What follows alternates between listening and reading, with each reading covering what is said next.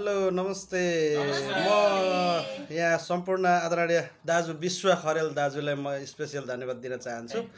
यहाँहरुको सबै उहाँ चाहिँ आदरणीय भाउजू भान्जी के भन्नुभयो उहाँको सिस्टर उहाँहरूले स्पेशल हामी 2082 सालको चाहिँ नयाँ वर्षको आगमनसँगै इन्भाइट गर्नुभएको थियो निम्तो। विष्णु भण्डारी र म आएछौँ। मैले हजुरहरूलाई अघि नै भनेको थिएँ हामी आइपुगिसकेका छौँ। उहाँहरू स्पेशल 82 सालको नयाँ वर्षको आगमनसँगै 81लाई त्यागेर चाहिँ 82 को आगमनलाई उहाँहरूले निम्तो गर्नुभएको छ। उहाँलाई स्पेशल धन्यवाद दिन चाहन्छु म आदरणीय विश्व दाई बोस दाईलाई। उहाँले धेरै कुरामा चाहिँ हामी चाहिँ नयाँ थियौँ, उहाँहरू चाहिँ आउनुभएको 2-3 वर्ष भएछ।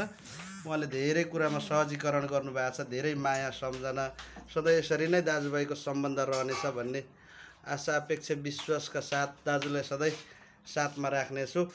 अब थ्याङ्क यू ल love you happy new year happy new year sister पनि है।